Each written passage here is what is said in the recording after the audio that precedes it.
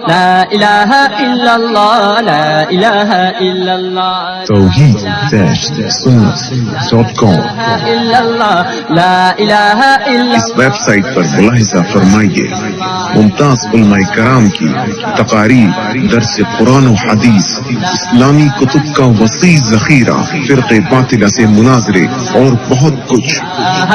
الا اللہ لا الہ الا اللہ خاتم الانبیاء اما بعد فاعوذ باللہ من الشیطان الرجیم بسم اللہ الرحمن الرحیم ألم تر أن الله يعلم ما في السماوات وما في الأرض ما يكون من نجوى ثلاثة إلا هو رابعهم ولا خمسة إلا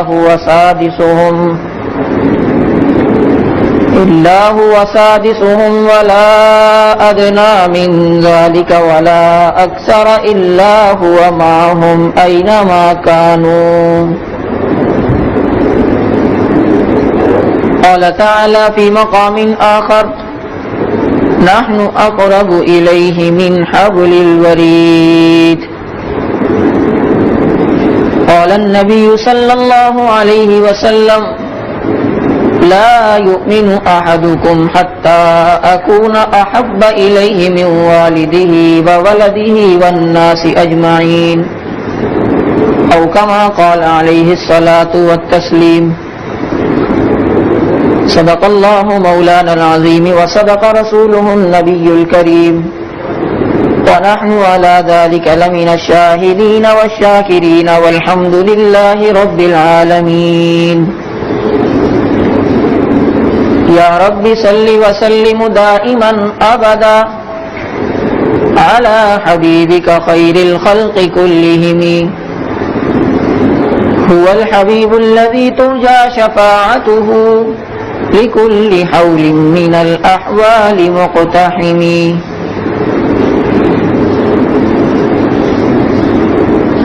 سلام اس پر کہ جس کے گھر میں چاندی تھی نہ سونا تھا، سلام اس پر کہ ٹوٹا بوریا جس کا بچھونا تھا، سلام اس پر کہ اسرار محبت جس نے سمجھائے، سلام اس پر کہ زخم کھا کے جس نے پھول برسائے، سلام اس پر جو امت کے لیے راتوں کو روتا تھا، سلام اس پر جو فرش خاک پہ جاڑے میں سوتا تھا۔ درود شریف پڑھ لیں گے۔ اللهم صل على محمد النبي الأمي وعلى آله وسلم تسليما اللهم صل على محمد في أول كلامنا اللهم صل على محمد في أوسط كلامنا اللهم صل على محمد في آخر كلامنا۔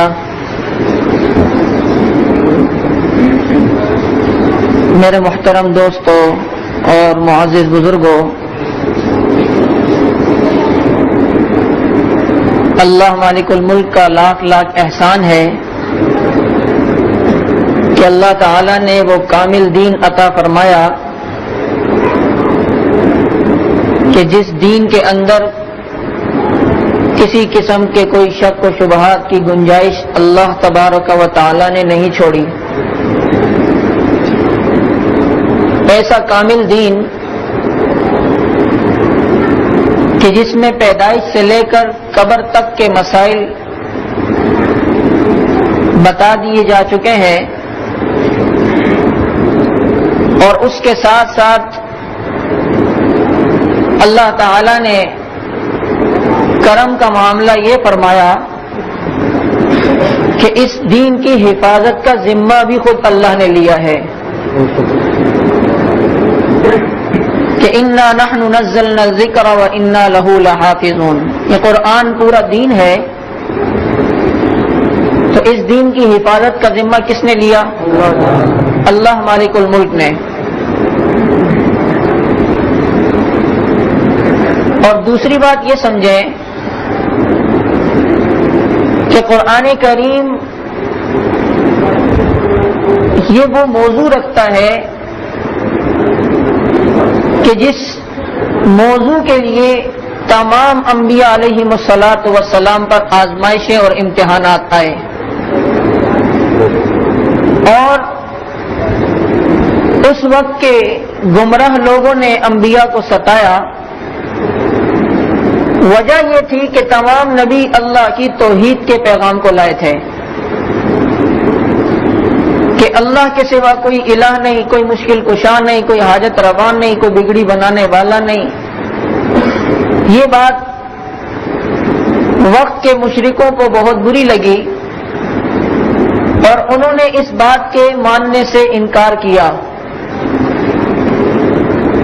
بعض لوگوں نے اقرار کیا، بعض لوگوں نے انکار کیا۔ جنہوں نے اقرار کیا دنیا آخرت میں کامیاب ہوئے، جنہوں نے انکار کیا دنیا آخرت میں ناکام ہوئے، اور اقرار کرنے والے کامیاب و کامران ہوئے۔ آج جو ہے جس موضوع کو لینے کا ارادہ ہے وہ موضوع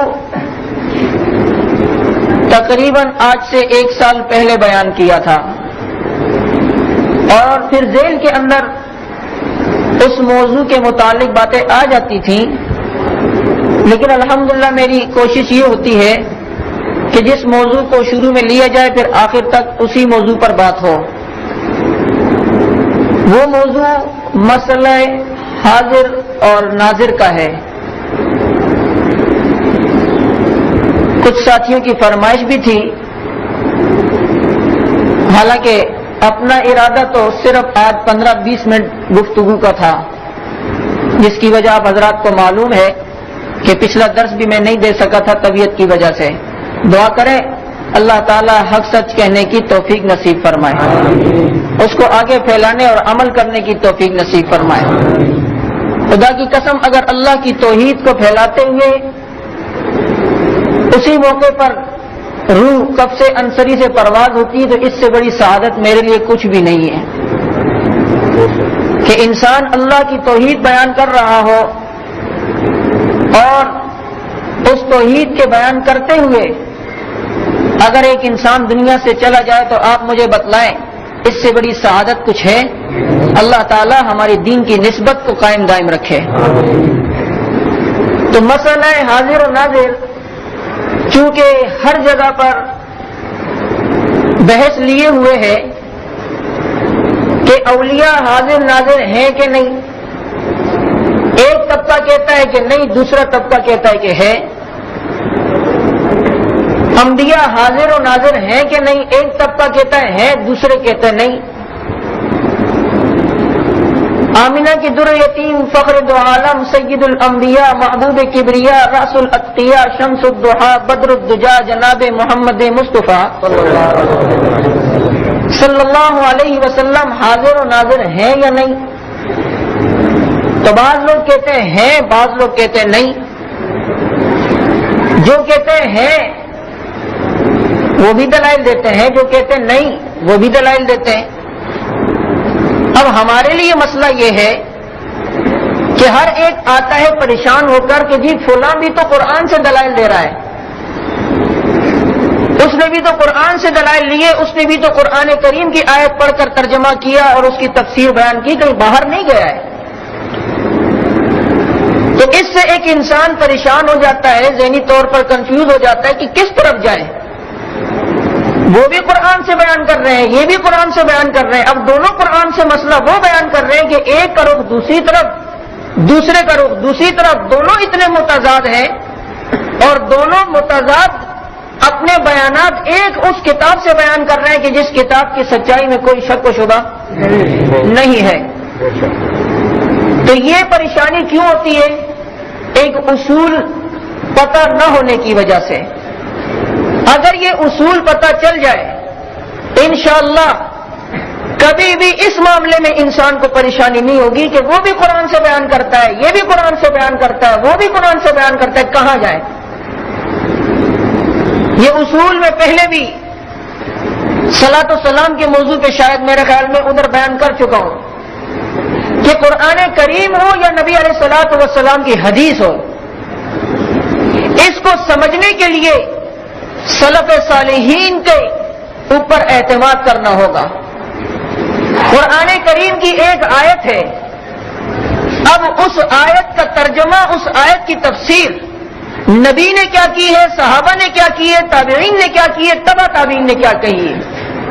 اب جو بزرگان دین ایک قرآن کریم کی آیت کی تفسیر کر کے جا چکے، اور میرے نبی کی ایک حدیث ہے، اس کی تشریح، اس کی تفسیر آج سے کچھ عرصہ پہلے جو وقت کے اکابر اور بزرگان دین کر کے جا چکے، تو یہی تفسیر اور یہی تشریح جو ہے وہ معتبر ہوگی۔ سمجھ میں آ گئی بات؟ اب ایک قرآن کی آیت کی تفسیر آج کا کوئی مولوی بیان کرے اور وہ اس طرح کی کرے کہ جو اکابر کی تفسیر سے بالکل متضاد ہو، بالکل ضد میں ہو، تو کیا آج اس کی پھر تفسیر مانی جا سکے گی؟ سمجھ میں کوئی بات آ رہی ہے؟ اکابر نے ایک آیت اس کو لیا اور اس کا ترجمہ، اس کی تشریح ایک کی، اور بعد والے لوگ آ کے بالکل اس کے خلاف تفسیر اور تشریح کریں اور اگلا قرآن اسے بیان کر کے اپنی تشریح کرے گا، تو آپ مجھے بتائیں کہ آپ ان کی تفسیر و تشریح کو لیں گے یا اکابرین کی تشریح و تفسیر کو لیں گے؟ اگر کوئی یہ کہے ہم بھی قرآن سے بیان کرتے ہیں، تم بھی قرآن سے بیان کرتے ہو، دونوں کا قرآن سنو، دونوں ایک ہی آیت سے ایک الگ مسئلہ بیان کرے گا، دوسرا الگ مسئلہ بیان کرے گا، پریشان آپ ہوں گے کہ ایک ہی آیت ہے، اس نے الگ مسئلہ لیا، اس نے الگ مسئلہ لیا، تو میں جاؤں کہاں؟ جاؤں وہاں کہ آپ دونوں کی تفسیروں کو لو کہ یہ کیا تفسیر بیان کر رہے ہیں اور یہ کیا تفسیر، اور دونوں کی تفسیر کو جمع کر کے اکٹھا کر کے سامنے کر کے رکھو، اور پھر وقت کے اکابر کی تفسیروں کو ملاؤ۔ جس کی تفسیر اکابر کی تفسیر سے متضاد ہوگی اس کو ختم کر دو، اور جس کی تفسیر اکابر کی تفسیر سے ملتی ہوگی اس کو اپنے گلے اور سینے سے لگا لو۔ عمر بن عبد العزیز رحمہ اللہ کے پاس ایک شخص آیا، معتزلی تھا، تو وہ تقدیر کے اوپر کوئی آیت لانے لگا کہ دیکھو اس آیت سے تقدیر کا انکار ہوتا ہے، حالانکہ ہم لوگ تقدیر کو مانتے کہ نہیں؟ اللہ اسی عقیدے کے ساتھ اپنے پاس بلائے۔ تو اس نے کہا دیکھو اس آیت سے تو سمجھ میں آتا ہے، یہ بات سمجھ میں آتی ہے کہ اس آیت سے تقدیر کا انکار ہوتا ہے۔ تو عمر بن عبد العزیز رحمہ اللہ کا جواب یاد رکھنا، پوری زندگی کام آئے گا۔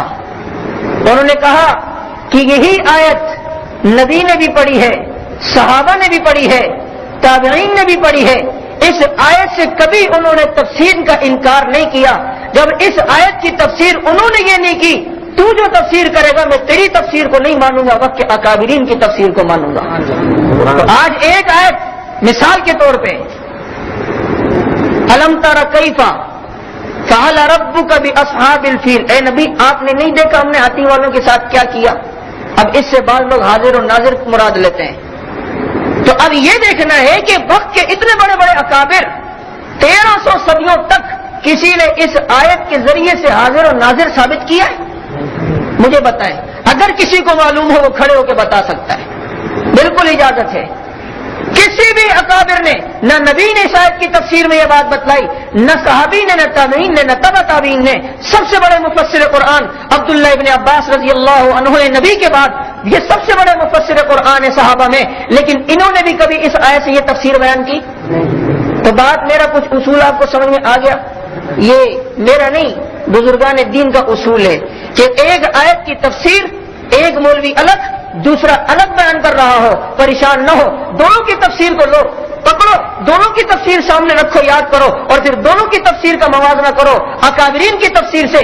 جس کی تفسیر اکابر کی تفسیر سے ملتی ہوگی اس کو گلے سے لگا لو، اور جس کی تفسیر اکابر کی تفسیر سے بالکل متضاد ہوگی اس کو بالکل چھوڑ دینا چاہیے۔ تو اب جب یہ بات سمجھ میں آ گئی تو اتنے بڑے بڑے اکابر دنیا میں گزرے، کسی اکابر کا یہ عقیدہ نہیں تھا کہ نبی علیہ الصلوۃ والسلام ہر جگہ موجود ہیں، حاضر و ناظر ہیں۔ پہلی بات یہ سمجھیں کہ حاضر و ناظر یہ کوئی اتنا مشکل مسئلہ نہیں ہے کہ انسان کی سمجھ میں نہ آئے۔ میں یہ موضوع تقریباً آج سے پہلے 3-4 دفعہ پہلے بھی بیان کر چکا ہوں، اس میں یہ بات میں نے کہی، اور انشاءاللہ العزیز ہمیشہ وہ بات کیا کریں گے کہ آپ دیکھیں کہ جب حاضر و ناظر کا مسئلہ بیان ہوگا کہ جی نبی علیہ الصلوۃ والسلام حاضر و ناظر ہیں، کوئی اگر اس کو ثابت کرنے کی کوشش کرے گا، میں یہ بات دعوے سے کہتا ہوں، آپ بھی اس موضوع پہ اگر کبھی تقریریں ان کی سن چکے ہیں، میں آپ سے پوچھتا ہوں کبھی کسی مولوی نے یہ بات واضح طور پہ سمجھائیے کہ حاضر ناظر کہتے کس ہے؟ کبھی سمجھائیے؟ نہیں سمجھا سکے گا۔ کیوں؟ اس کو معلوم ہے کہ اگر میرے مجمع میں 1000 آدمی بیٹھے ہیں، میں نے حاضر و ناظر کو واضح کر کے سمجھایا کہ حاضر و ناظر کہتے کس کو ہیں، تو پھر جناب علی ہوگا یہ کہ اس کے بعد اگر 1000 کا مجمع ہے تو انشاءاللہ 700 اٹھ کے چلا جائے گا کہ مولوی مجھے تیری بات سے اتفاق نہیں ہے۔ لیکن کبھی بھی یہ تو کہیں گے حاضر و ناظر ہیں، اس آیت سے پتا چلا، اس حدیث سے پتا چلا، اس عقلی دلیل سے پتا چلا، اس نقلی دلیل سے پتا چلا، ادھر سے پتا چلا، ادھر سے پتا چلا کہ حاضر و ناظر، بابا یہ تو بتا کہ حاضر ناظر ہے کیا چیز، کہتے کس کو ہے، یہ کیا چیز ہے؟ لیکن یہ کبھی بھی نہیں بتائیں گے۔ حاضر و ناظر مانا، حاضر مانا موجود، ناظر مانا دیکھنے والا، کہ نبی ہر جگہ موجود بھی ہیں اور نبی ہر جگہ موجود ہو کر ہر چیز کو دیکھ بھی رہے ہیں۔ حاضر و ناظر کا معنی نبی یہاں موجود، نبی یہاں موجود، نبی یہاں موجود، نبی یہاں موجود، باہر گلی میں موجود، موسیٰ کالونی میں موجود، لیاقت آباد میں موجود، گولی مار میں موجود، نیو کراچی میں موجود، سرجانی ٹاؤن میں موجود، ہر گلی میں موجود، ہر نکڑ پہ موجود، ہر دکان پہ موجود، ہر جگہ موجود۔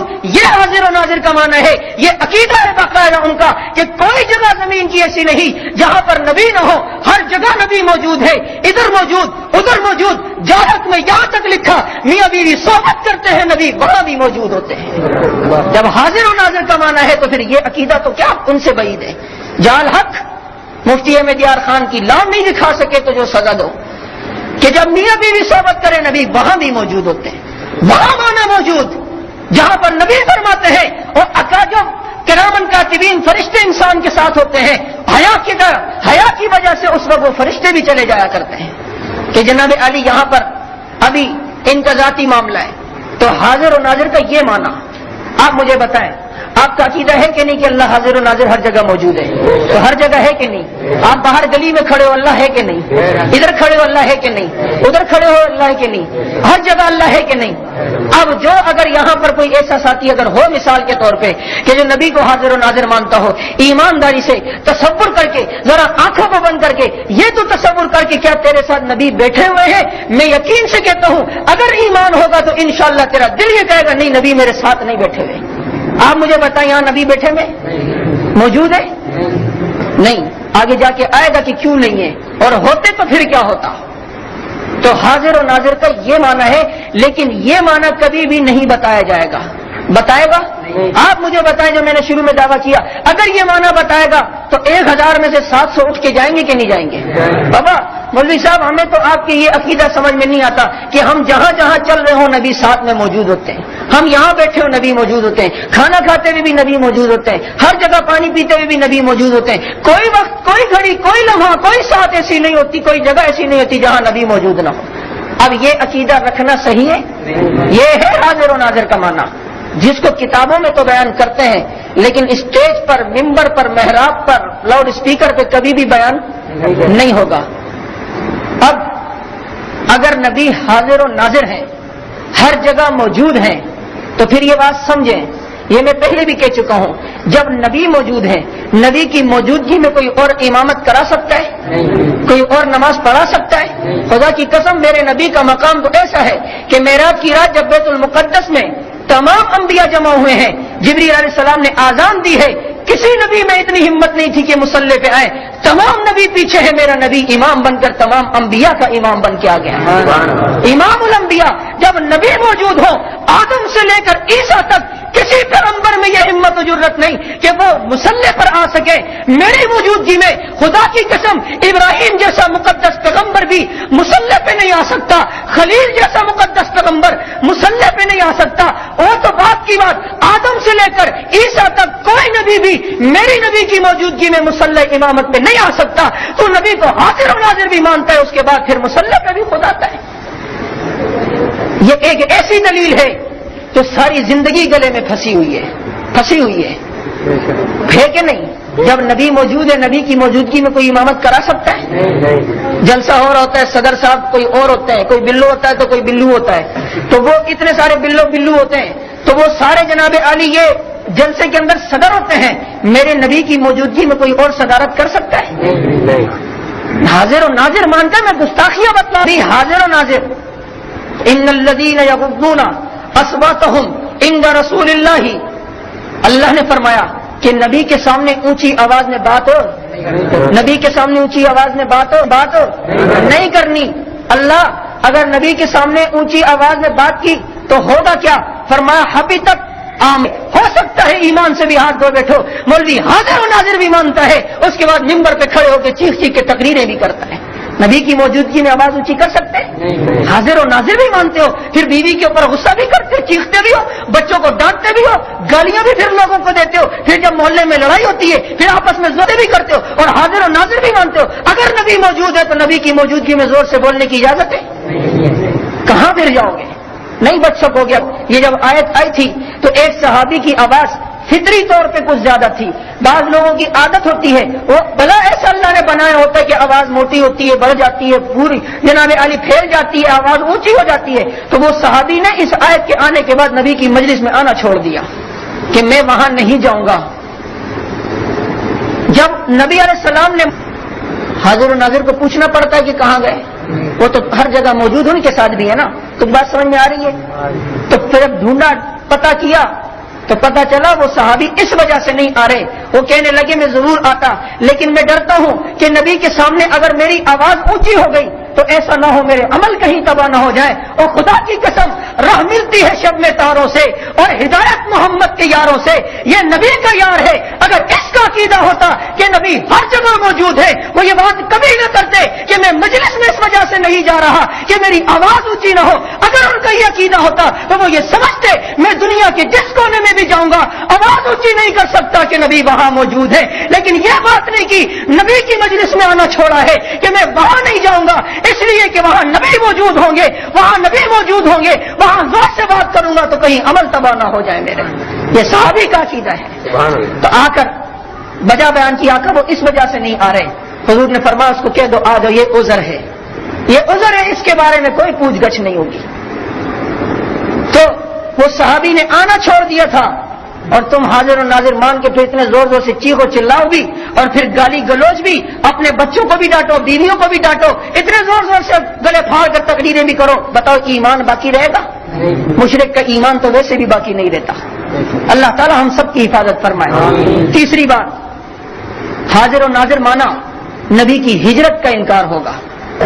حاضر و ناظر مانا تو نبی کی ہجرت کا ہجرت کے میرے نبی نے ہجرت کی کہ نہیں کی؟ کوئی میرے نبی کی ہجرت کا منکر ہو سکتا ہے؟ نبی نے ہجرت کی ہے. اور ہجرت کہتے ہیں وطن کے چھوڑنے کو، ہجرت کہتے ہیں وطن کے چھوڑنے کو. یہ چھوڑنے کا لفظ یاد رکھنا. ہجرت کہتے ہیں وطن کے، مہاجر اس کو کہتے ہیں جو اپنا وطن چھوڑ کر آیا ہو. اور جو وطن چھوڑے نہیں، وطن میں موجود ہو، وہ مہاجر، اس نے ہجرت نہیں کی. بابو اگر نبی حاضر و ناظر ہے تو پھر ہجرت کا کیا معنی بنتا ہے؟ پھر تو یہ معنی ہے نبی مکے میں بھی تھے، مدینے میں بھی تھے. تو بتاؤ وہ 3 دن مکے سے مدینے سفر کر کے جانے والی شخصیت کون تھی؟ پھر اس کا مطلب ہے تیرے عقیدے کے مطابق نبی نے ہجرت نہیں کی ہے، کیونکہ حاضر و ناظر تو کوئی جگہ نہیں چھوڑتا، ہر جگہ موجود. تو پھر میرے نبی مکے میں بھی موجود تھے. حاضر و ناظر کا جب معنی لو تو یہ معنی ہوگا کہ نہیں کہ نبی مکے میں بھی موجود تھے، مدینے جانے کے باوجود بھی مکے میں موجود تھے. تو اب نبی کے وجود کو مکے میں مانو تو یہ ہجرت کا انکار ہوگا کہ نہیں؟ نبی کو مہاجر کہنے کا انکار ہوگا کہ نہیں؟ بات تو یہ سمجھ میں آئی ہے. میں زیادہ وضاحت نہیں کر پا رہا، اس لیے میری آپ کو شروع میں بات کہی کہ میری طبیعت صحیح نہیں ہے. بس صرف اشارے سمجھتے جاؤ کہ ہجرت کہتے ہیں وطن کے چھوڑنے کو. اب جب نبی نے مکہ چھوڑا نہیں تو پھر ہجرت بھی، اور میرے نبی کی ہجرت کا انکار دنیا کا کوئی انسان نہیں کر سکتا. اگر نبی کو ہر جگہ موجود مانو گے تو معراج کا بھی انکار ہوگا. کیوں؟ پھر وہ کون سی ذات تھی؟ سبحان الذی اسری بعبدہ لیلا من المسجد الحرام الی المسجد الاقصی، کہ اللہ نے کہا پاک ہے وہ ذات جو اپنے بندے کو رات میں لے کے چلا مسجد حرام سے مسجد اقصی تک لے کے گیا. تو جو ہر جگہ پہلے سے موجود تو لے کے جانے کا کیا معنی بنتا ہے؟ लेके जाने का फिर कोई माना बनता है?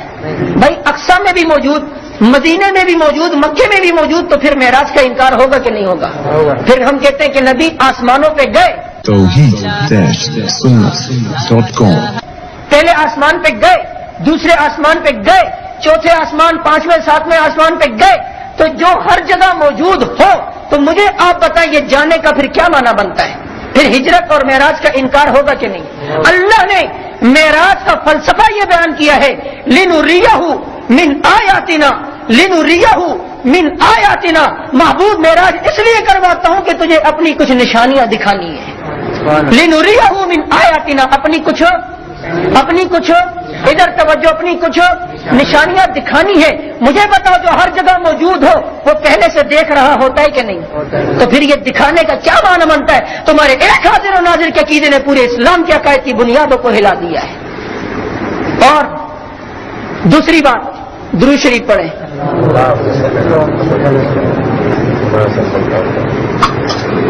मेरे नबी अरबी हैं कि अजमी हैं? अरबी है कि अजमी है? अरबी है कि अजमी है? अजमी नहीं है बल्कि अरबी है। नबी ने भी फरमाया इन्नी अरबी हूं, जन्नत का कलाम भी अरबी है, कुरान भी अरबी में है। अब नबी क्या है? समझ गए हो कि मैं कहां लेके जा रहा हूं? नहीं समझे हो शायद। नबी क्या है? अरबी है। नबी जब पैदा हुए तो कहां? अरब में पैदा हुए कि अजम में? अरब में हुए कि अजम में? अरब में हुए कि अजम में? नबी मक्के में पैदा हुए या किसी और जगह? मक्के में। अब नबी अबू तालिब अब्दुल मुत्तलिब के घर में पैदा हुए या किसी और के घर में? तो हाजिर और नाजिर के लिए ये जगहों की तखसीस क्यों हो रही है? हाजिर और नाजिर के लिए ये जगहों की तखसीस क्यों हो रही है? हाजिर और नाजिर तो हर जगह मौजूद होता है। अगर नबी को हाजिर और नाजिर मानोगे तो फिर नबी को अरबी के बजाय अजमी भी मानोगे। इसलिए हाजिर और नाजिर अरब में भी होता है, अजम में भी होता है। अल्लाह अरब में भी है, अल्लाह अजम में भी है। अगर नबी को हाजिर और नाजिर मानोगे, अजमी भी मानोगे। जब अजमी मानोगे, नबी की जात का इनकार होगा, नबी के नसब का इनकार होगा, नबी के शजरे का इनकार होगा। मेरा अकीदा यह है, नबी अरब में पैदा हुए, अजम में नहीं थे, तभी तो अरबी मानेंगे। मेरा अकीदा यह है, नबी मक्के में पैदा हुए, किसी और जगह नहीं थे, तभी तो मक्की मानोगे। मेरा अकीदा यह है, अब्दुल मुत्तलिब के घर में पैदा हुए, किसी और घर में नहीं, तभी तो फिर कुरैश की नस्ल से मानोगे। अरबी है कि नहीं है? हाजिर और नाजिर के लिए जगहों की तखसीस क्यों? हाजिर और नाजिर के लिए मकामात की तखसीस क्यों? हाजिर और नाजिर के लिए मकानात की तखसीस क्यों? अब्दुल मुत्तलिब के घर में पैदा हुए कहीं और? तो हाजिर और नाजिर एक जगह पे होता है? खुद भी कहते हैं नबी मक्के में आए, मक्के में पैदा हुए, अब्दुल मुत्तलिब के घर में पैदा हुए। भाई हाजिर और नाजिर है तो वो सिर्फ मक्का और अब्दुल मुत्तलिब के घर की क्यों तखसीस हो रही है? वो तो फिर हर जगह होना चाहिए ना। लेकिन असल बात यह है, जो हक होता है खुदा की कसम वो नहीं छुपता, वो नहीं छुपता हक बात। तो ये अरबी अजमी वाली बात भी समझ में आ गई कि नबी अरबी है, अजमी नहीं है। और अरबी तब मानोगे जब हाजिर और नाजिर नहीं मानोगे। अगर हाजिर और नाजिर मानोगे तो फिर ये अरबी और अजमी होने का इनकार होगा। दूसरी बात, कुरान करीम में सूरतें हैं, कोई सूरत मक्की है और कोई सूरत एक सूरत मक्की, दूसरी सूरत मदनी। अब मक्की किसको कहते हैं? जो सूरत मक्के में आई। मदनी किसको कहते हैं? जो मदीने में आई। तो हाजिर और नाजिर है नबी, तो जब वो सूरत आई है तो एक ही वक्त में वो सूरत पूरी दुनिया में फिर नाजिल हुई है। नहीं समझे भाई? नबी पूरी दुनिया में है ना, हर जगह है ना। तो जब वो सूरत नबी पर आई है तो दर हकीकत वो नबी पर जब आई है, तो नबी जब हर जगह मौजूद, तो वो सूरत फिर हर जगह आई है। नहीं समझे हो? वो सूरत हर जगह आई है। जब नबी हर जगह है तो वो सूरत जब नबी पे आई, तो नबी जब हर जगह, तो वो सूरत भी। तो मक्की मदनी नहीं होनी चाहिए, उस सूरत का नाम होना चाहिए दुनियावी। पूरी दुनिया की सूरत है, लेकिन मक्की है इसलिए कि मक्के में नाजिल हुई, मदीने में नहीं थे नबी। मदनी है, मदीने में नाजिल हुई, मक्के में नहीं थे नबी। अब जब हाजिर और नाजिर मानोगे तो मक्की और मदनी सूरतों का भी इनकार होगा। سمجھ میں آ گئی بات یہ بھی کہ نہیں؟ چوتھی بات اور بات مجھے بتلائیں، میرے محبوب کو اللہ نے خدا کی قسم اتنا پیارا بنایا، اتنا خوبصورت بنایا، اتنا حسین و جمیل بنایا، ساری دنیا کے حسن کو جمع کر کے ایک طرف رکھو، نبی کی انگلی کے حسن کو دوسری طرف، میرے نبی کی انگلی کے حسن کے برابر ساری دنیا کا حسن نہیں ہو سکتا۔ میرے نبی جس گلیوں سے جاتے تھے پوچھنے کی ضرورت نہیں ہوتی تھی، گلیاں بتاتی تھی یہاں اللہ کا رسول گزرا ہے۔ کیوں؟ اتنی خوشبو کہ حضرت آمنہ فرماتی ہیں جب یہ میرا بیٹا میرے پیٹ میں تھا تو میرے جسم سے اتنی خوشبو آتی تھی کہ میری ساس نے مجھے کہا بیٹی اتنی تیز عطر نہ لگایا کرو، تمہارے سسر سے محلے والے پوچھتے ہیں تمہارے گھر سے اتنی تیز عطر کی خوشبو کہاں سے آتی ہے، ہم نے آج تک اتنی تیز عطر، اتنی خوبصورت عطر کبھی بھی نہیں سونگھی۔ تو اب آپ کے سسر کو بتاتے ہوئے شرم آتی ہے کہ یہ میری ساس نے لگا ہے، شرم کے مارے بتا نہیں سکتے کہ ہماری ساس نے لگائی ہے، آپ اتنی تیز عطر کیوں لگاتی ہیں؟ انہوں نے کہا ساس جی یہ عطر کوئی نہیں ہے، میں نے کسی دکان سے نہیں خریدی، میں نے کسی مکان سے نہیں خریدی، مجھے کسی نے تحفہ نہیں دیا، یہ دنیا کی عطر نہیں، لگتا ہے کہ آنے والی مہمان کی کرامت نظر آ رہی ہے۔ جب سے یہ بیٹا میرے پیٹ میں آیا ہے میرے جسم سے خوشبوؤں کے فوارے اٹھتے ہیں، اور یہ بات نہیں، میرے آنے والے مہمان کی کرامت یہ ہے جب میں پانی بھرنے کنویں پر جاتی ہوں اور لڑکیاں میرے ساتھ ہوتی ہیں، وہ ڈول کو کنویں میں ڈالتی ہے تب پانی کو لاتی ہے، جب میں کنویں میں جاتی ہوں تو کنویں کا پانی میری قدموں میں خود آ جایا کرتا۔ یہ میرے محبوب کی شان ہے کہ انہوں نے فرمایا اور فرماتی ہے کہ آپ کو امی جان یہ بات بتاؤں آپ حیران ہوں گی کہ مکے کے سخت پتھروں پہ جب میں چلتی ہوں مجھے پھولوں سے زیادہ نرم محسوس ہوتے ہیں۔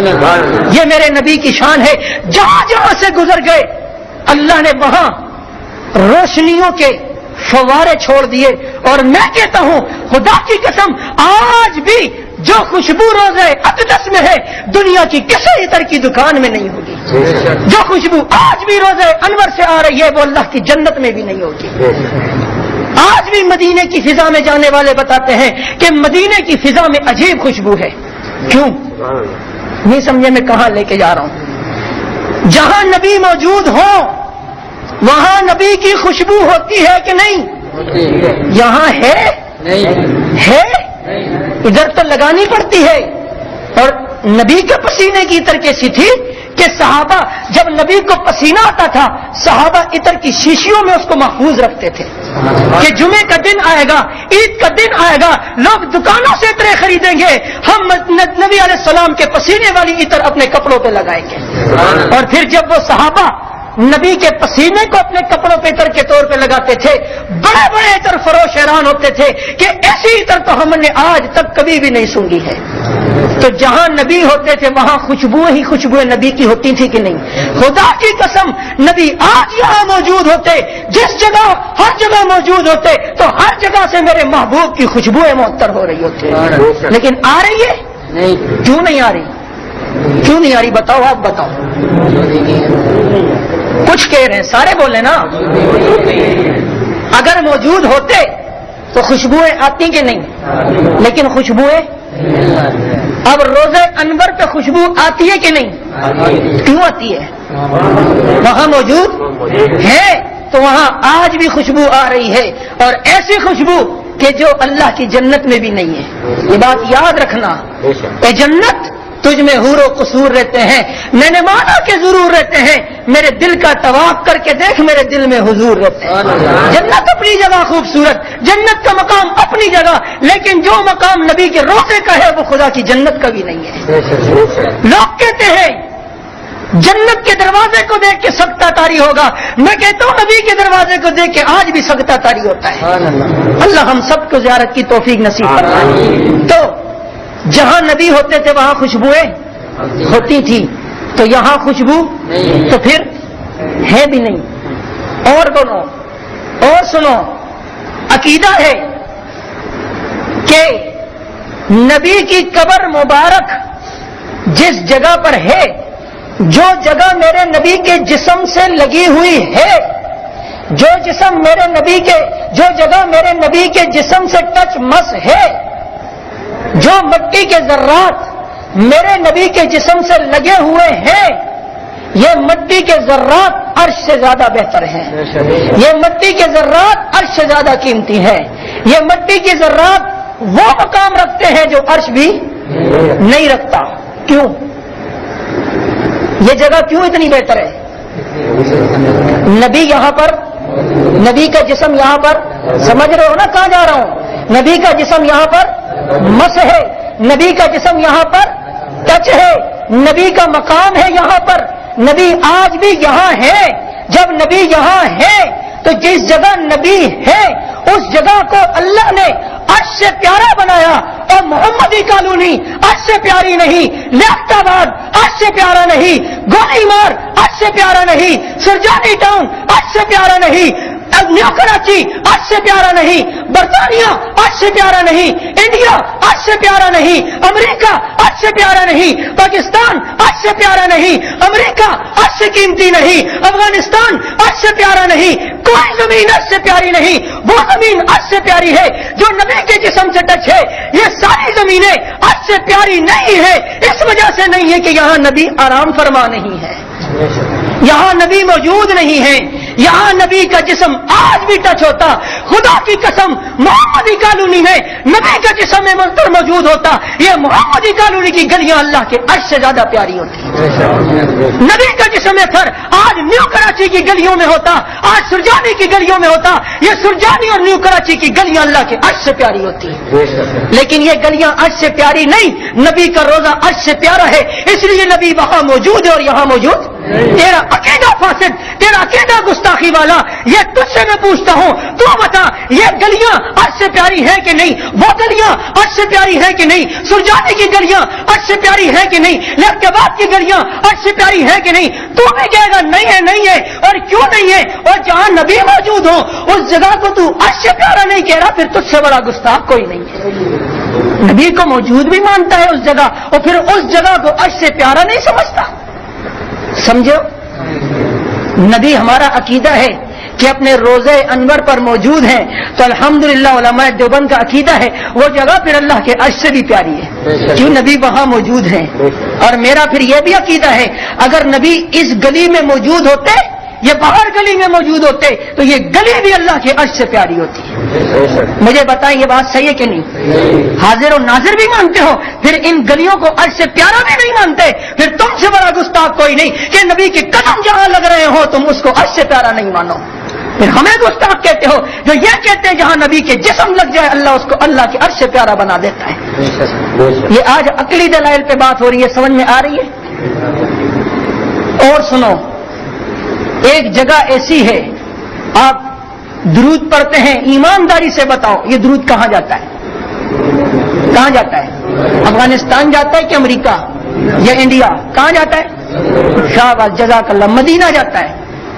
یہ کہاں جاتا ہے؟ حاضر و ناظر والے بھی یہی کہتے ہیں، کہاں جاتا ہے؟ مدینہ جاتا ہے۔ ادھر کیوں جا رہا ہے بھائی؟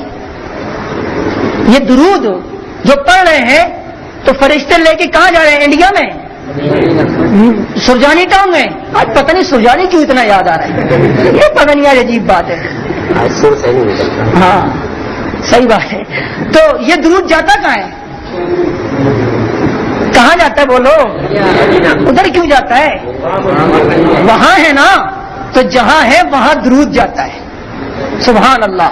ان اللہ، درود کی اہمیت، ان اللہ و ملائکتہ یصلون علی النبی، وہ میرے نبی کا مقام ہے کہ جہاں موجود ہوتے ہیں خدا اس درود کو نبی تک پہنچاتا ہے، نبی کو نہیں بلاتا۔ اور آج عاشق کہتا ہے نبی ہمارے گھر پہ آتے ہیں، خدا تو درود کو وہاں پہنچاتا ہے۔ محبوب آپ یہاں آرام فرمائیں، میں دنیا کے فرشتوں کی ڈیوٹیاں لگا دوں گا، جہاں آپ کو امتی درود پڑے گا وہ آپ تک پہنچائے گا، آپ کو لینے کے لیے کہیں نہیں جانا پڑے گا، آپ یہاں آرام فرمائیں۔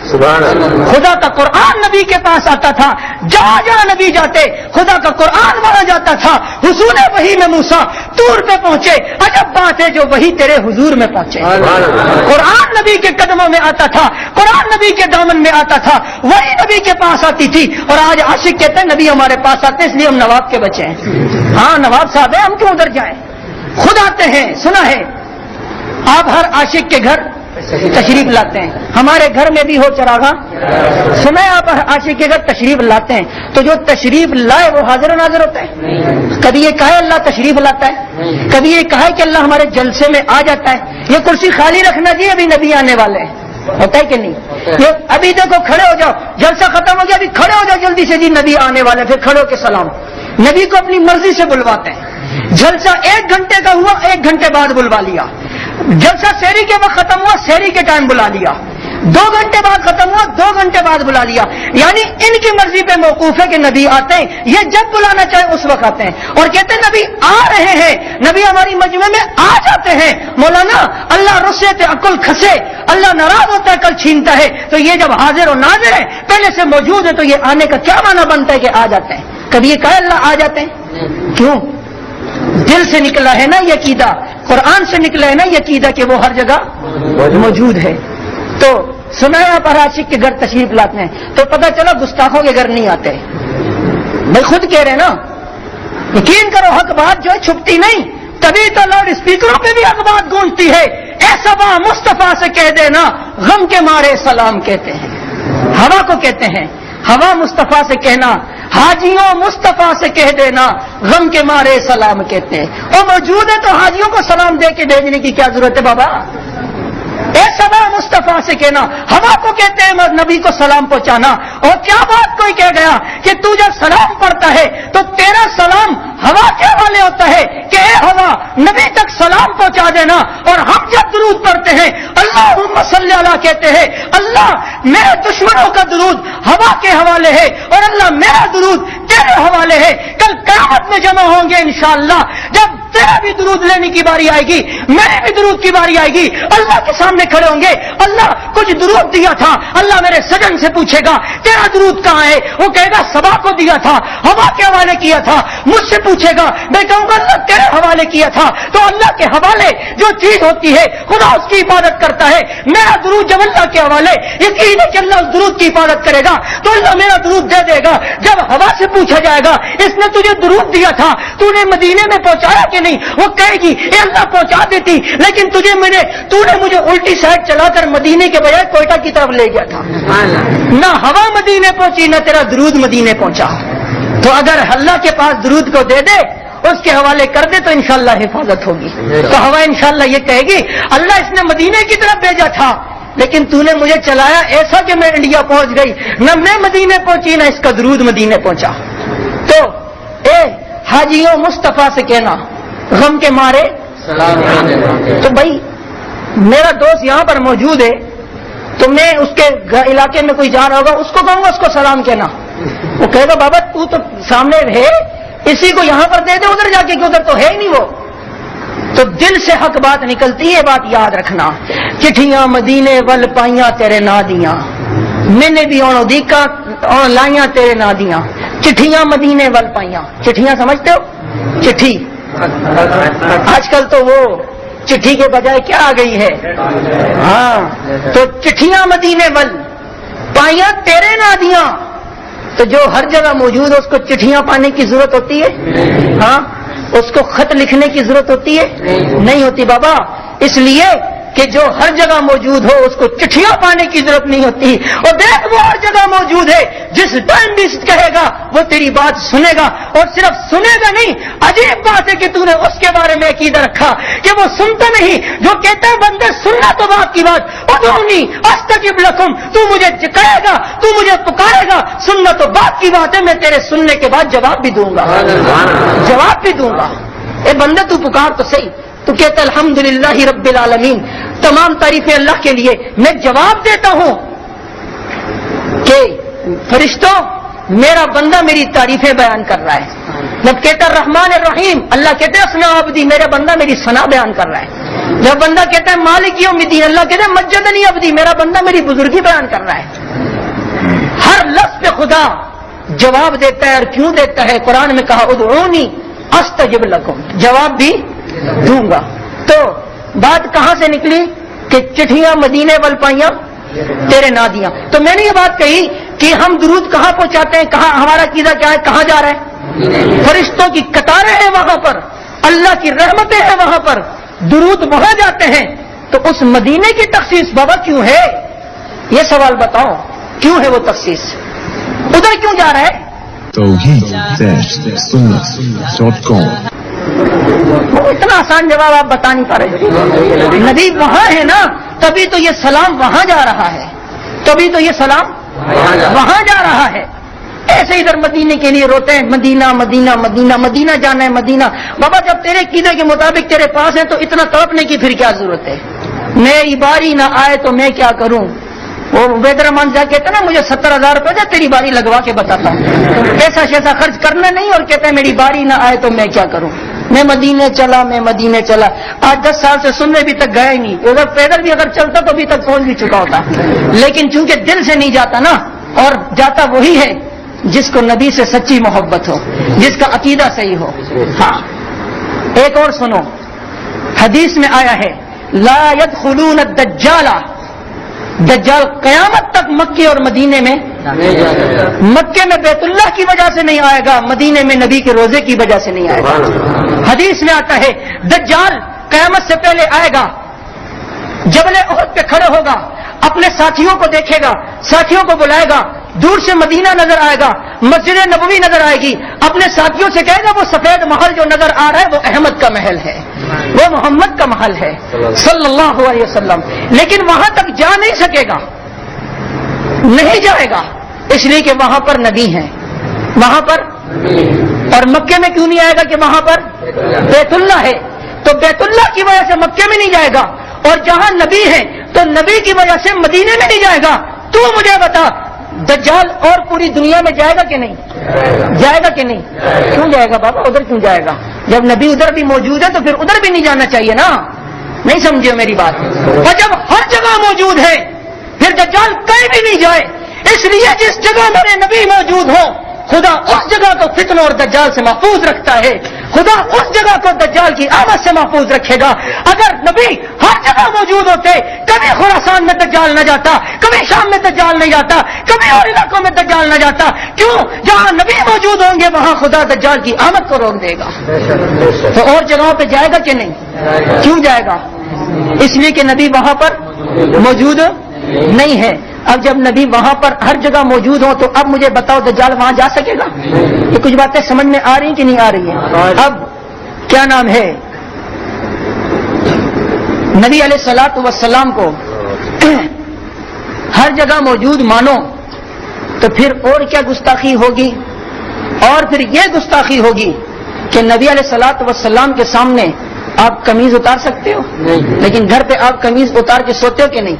بڑے دیر بے ادب ہو، نبی کو موجود بھی مانتے ہو، پھر قمیض اتار کے بھی سوتے ہو، پھر ٹانگیں پھیلا کے بھی سوتے ہو. اب کہیں گے اللہ بھی تو ہر جگہ موجود ہے. یہ بات یاد رکھنا، خالق نبی اللہ خالق اور نبی، اور خالق اور مخلوق برابر. نبی کا مقام بہت اعلیٰ، بہت اعلیٰ، بہت اعلیٰ، بعد از خدا بزرگ تو ہی قصہ مختصر. لیکن اللہ کے مقام تک نہیں پہنچ سکتے. اللہ کا مقام کیا ہے؟ ہم کپڑے پہنے یا اتارے اللہ کی نظروں میں ایک ہی بات ہے. صحابہ کرام باقاعدہ شروع میں جب اسلام لایا تو جب استنجے کے لیے بیٹھتے بالکل نزدیک ہو کر کپڑے اتارتے، بالکل زمین کے قریب ہو کر اپنے جناب علی سطر کھولتے. پوچھا گیا کیوں اس طرح کرتے ہو؟ کہا اس لیے کہ اللہ سے حیا آتی ہے. اللہ نے آیت اتاری محبوب کئی پردوں میں بھی آ جائے تب بھی میرے سامنے اسی طرح جس طرح بغیر پردوں میں ہوتے ہیں. تو اللہ کی طرف اس طرح کی بات ہے جی، اللہ بھی تو موجود ہے پھر اللہ کے سامنے بھی نہیں. تو الخالق اور مخلوق میں فرق ہے. اللہ تعالیٰ کے سامنے بات الگ ہے، تم 1000 کپڑوں میں پہنو تب بھی اللہ کی نظروں میں اسی طرح ہے جس طرح تم بغیر کپڑوں میں. اور دوسری بات، اگر یہ کہو گے کہ جناب علی نبی کے سامنے اونچی آواز میں بات نہیں کرو، یہ گستاخی ہے، تو کہیں گے کہ اللہ کے سامنے بھی تو اونچی آواز میں بات نہیں کرو نا، اللہ بھی تو ہر جگہ موجود ہے. تو پھر یاد رکھو، واہ اللہ تیرے قرآن پہ قربان، کا سواء منکم من اسر القول ومن جہر به ومن هو مستخف باللیل وسارب بالنہار. اللہ نے کہا لوگوں آہستہ بولو یا زور سے بولو، میرے نزدیک دونوں برابر ہیں. تمہارا زور سے بولنا مجھے زیادہ نہیں سنائی دیتا، تمہارا آہستہ بولنا مجھے کم نہیں سنائی دیتا، تمہارے کم بولنے کی وجہ سے مجھے توجہ زیادہ نہیں کرنی پڑتی، تمہارے زور سے بولنے سے مجھے توجہ کم نہیں کرنی پڑتی۔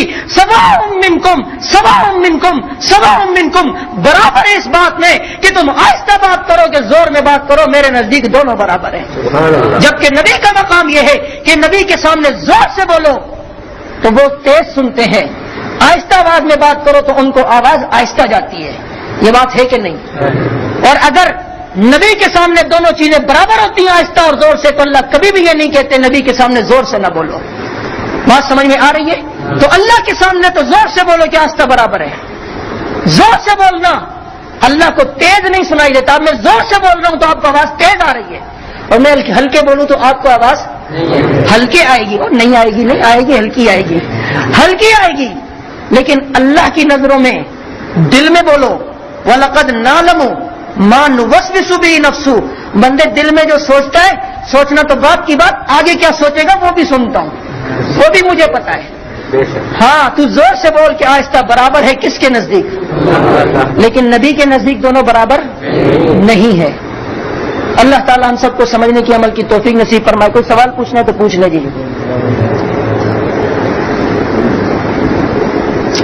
ارے پانی تو پینے دو یار۔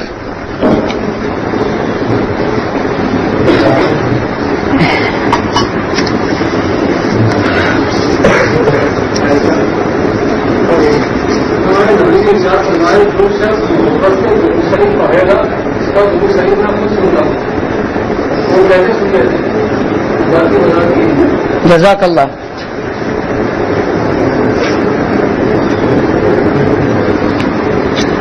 ساتھی نے سوال کیا ہے کہ حضور صلی اللہ علیہ وسلم نے فرمایا جو درود میرے اوپر محبت سے کوئی پڑھتا ہے تو اس کا درود، تو کوئی نفرت سے بھی درود پڑھتا ہے؟ بابا یہ ایک میں بتلا رہا ہوں، یہ جو سننا ہے نا، یہ دور سے سننا، یہ عقیدے کے متعلق ہے۔ یہ کس کے متعلق ہے؟ عقیدے کے متعلق ہے۔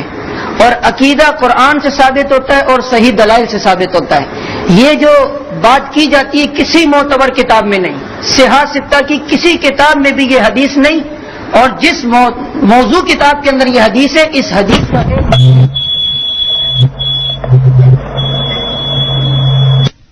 شیعہ ہے، تو جس حدیث کے راوی ایسے ہوں اور جو حدیث کسی کتاب میں نہ ہو تو وہ حدیث عقائد کے اندر نہیں چلتی۔ جس طرح یہ حدیث بعض لوگ پیش کرتے ہیں کہ حضور نے فرمایا اول ما خلق اللہ نوری، کہ اللہ نے سب سے پہلے نبی کا نور بنایا۔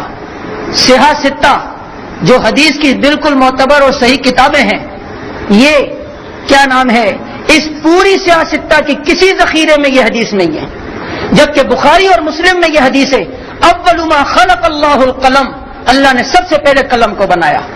اب یہ جو حدیث پیش کی جاتی ہے موضوع کہ اول ما خلق اللہ نوری، اس حدیث پر ابھی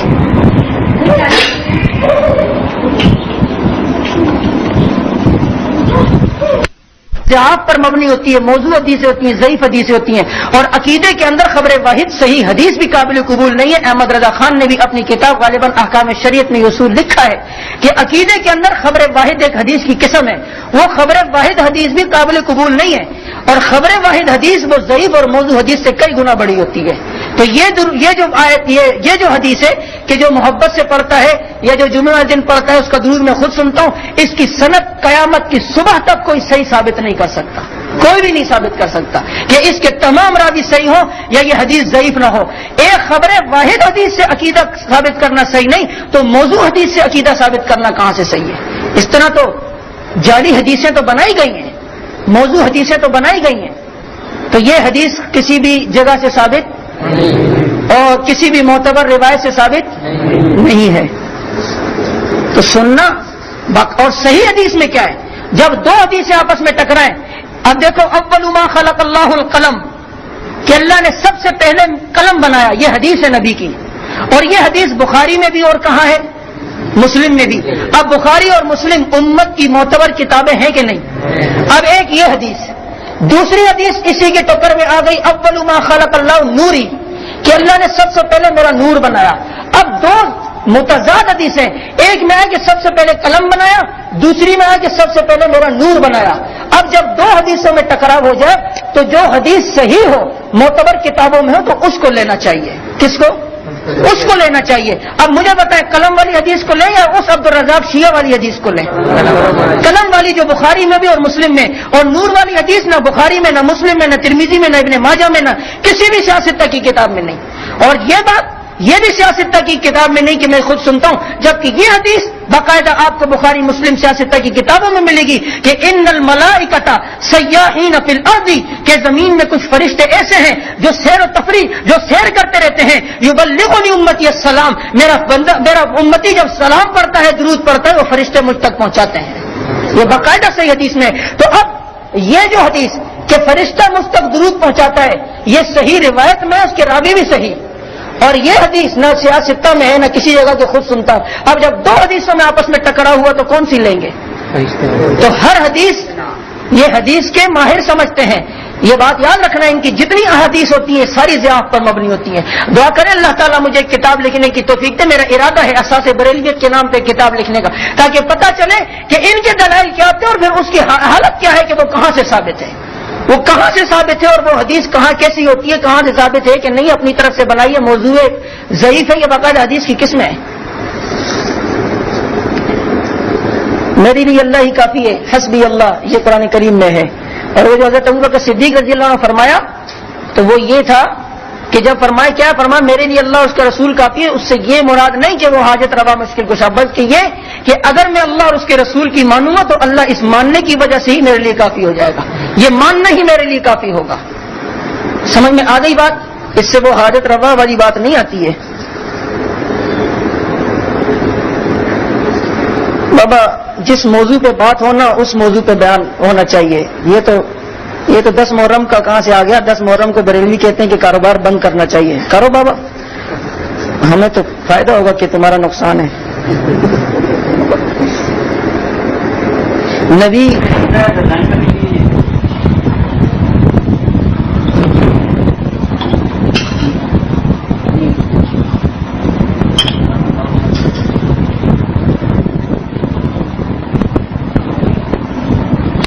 اس کی کیا تفصیل آپ کو اصول معلوم ہونا چاہیے. اصول ادھر کا یہی ہے کہ جس موضوع پہ بیان ہو اسی موضوع پر سوالات پوچھے جاتے ہیں, اور باقی موضوعات پہ سوال جب پوچھیں گے تو بالکل معمولی اور سرسری جواب ملے گا. وہ بھائی نے جو سوال پوچھا وہ موضوع کے متعلق تھا, اور یہ 3 پرچے ہیں, تینوں موضوع کے ہٹ کے. حضرت آپ ایگری ہو گئے؟ سمجھ میں آ گئی یا نہیں آئی؟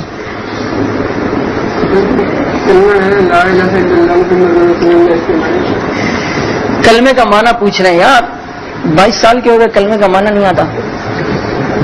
خیر آتا تو ہے ان کو, لیکن وہ پوچھنا چاہ رہے ہیں کہ بعض لوگ حاضر ناظر کی دلیل دیتے ہیں لا الہ الا اللہ محمد الرسول اللہ, اللہ کے سوا کوئی معبود نہیں, حضور صلی اللہ علیہ وسلم اللہ کے رسول ہیں.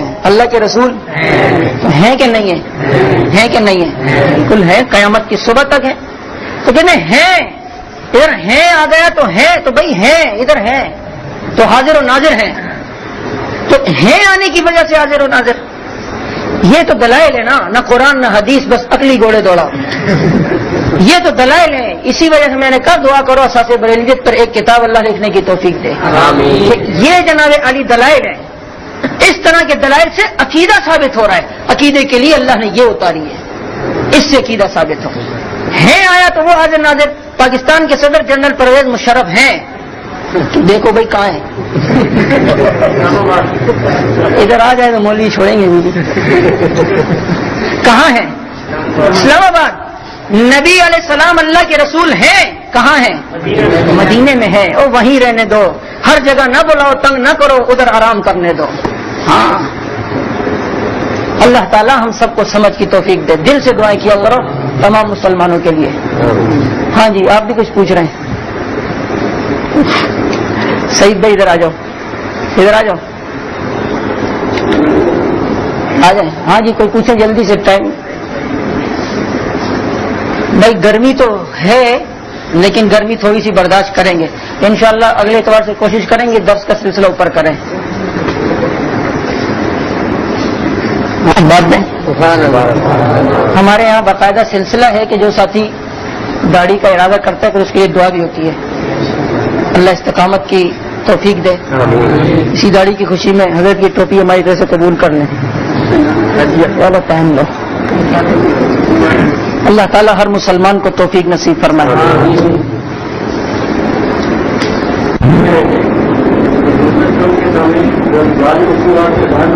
اچھا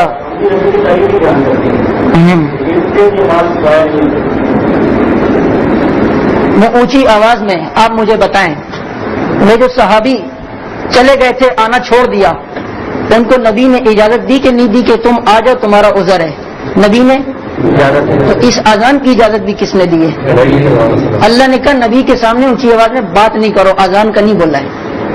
اذان کا عبادت کا نہیں بولا ہے. اونچی آواز میں چیخو نہیں چلاؤ نہیں. اور اذان چیخنا چلانا نہیں ہوتا اذان پڑھنا ہوتا ہے. قرآن کریم پڑھ سکتے ہیں باقاعدہ. حضرت عمر رضی اللہ تعالیٰ نے اونچی آواز میں قرآن کریم نہیں پڑھ لیتے نبی کے سامنے. وہ بات کرنے کا مسئلہ ہے کدھر کی بات کدھر کا جوڑ ہے. تو وہ میری مستقل کیسٹ بھی ہے رضا خانی مذہب اور اس کا رد ادھر بھی دیکھ سکتے ہیں. ساتھی نے سوال پوچھا ہے ادھر جی السلام علیکم نبی پڑھتے ہیں السلام علیکم. ارے کہ جب نبی موجود نہیں تو علی کا ایوہن نبی کیوں کہتے ہو بھائی؟ یہ بات یاد رکھنا. یہ میرے نبی جب آسمانوں پہ گئے تھے تو اللہ تعالیٰ نے فرمایا تھا محبوب کیا لے کر آئے ہو؟ تو نبی نے ہماری دنیا کی تو کوئی چیز نہیں. اللہ تین چیزیں ہیں التحیات للہ والصلوات. میری قول کی عبادت بھی تیرے نام پر ہوگی. میری بدن کی عبادت بھی تیرے نام پر. اور میرے مال کی عبادت بھی تیرے نام پر. اللہ نے کہا السلام علیکہ ایھا النبی. اے نبی آپ پر سلامتی ہو. اے نبی آپ پر سلامتی ہو. تو یہ اللہ کی بات ہم یہاں دہرا رہے ہیں. اتحیات میں بیٹھ کے وہ واقعہ دہرا رہے ہیں. تو اب اس واقعے کے الفاظ تو بدل نہیں سکتے نا. دیکھیں حضرت موسیٰ علیہ الصلوۃ والسلام نے فرعون کو یہ کہا تھا کہ وَإِنِّي لَأَظُنُّكَ يَا فِرْعَوْنُ مَصْبُورًا. اے فرعون میں تیرے بارے میں یہ گمان کرتا ہوں. تو اے فرعون میں تیرے بارے میں یہ گمان کرتا ہوں. اب یہی الفاظ قرآن میں ہے. ہر مسلمان اس ٹائم یہاں پڑھتا ہے کہ نہیں پڑھتا؟ تو کیا اس سے ہم مراد نعوذ باللہ یا کے آنے سے فرعون کو حاضر ناظر سے کہیں گے؟ وَإِنِّي لَأَظُنُّكَ ادھر بھی کاف آ رہا ہے یا فرعون کہ فرعون میں